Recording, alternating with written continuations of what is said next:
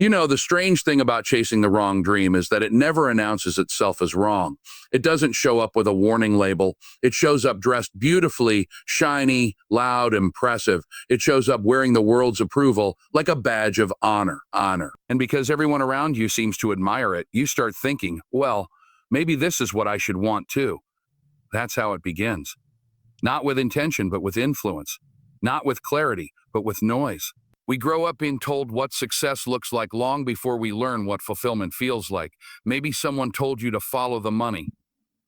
Maybe someone told you to chase the stability. Maybe you were pressured to pursue a path because it sounded prestigious at family gatherings or looked good on paper. And you run. Oh, you run hard, trying to meet standards that weren't shaped by your spirit, but by someone else's insecurities, someone else's fears, someone else's definition of living. I remember walking onto sets early in my career, surrounded by big personalities, big expectations, big egos, and I tried to mirror what I saw. Make the choices they said were as smart. Smile at the people they said were important. Accept roles they swore would make me a star.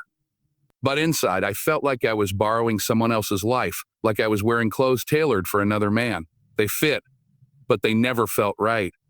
And that's when you start realizing something. The wrong dream can look perfect on the outside and still feel empty on the inside. But we ignore that emptiness because the world claps for us. And when the world claps, we forget to ask ourselves whether we are clapping. So we keep going.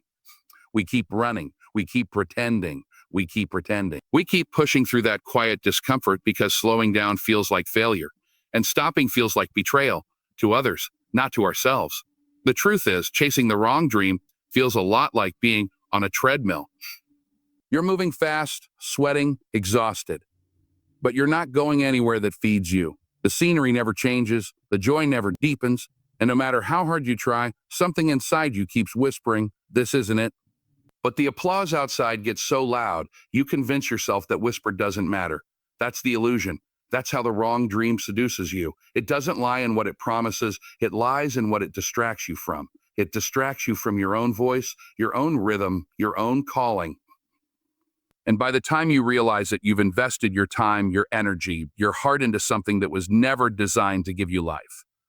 And that's when you feel it, the heaviness, the misalignment, the subtle ache of knowing you're running fast in the wrong direction. Not because you're weak, not because you're lost, but because somewhere along the way, you started living a dream that looked good to everyone but you.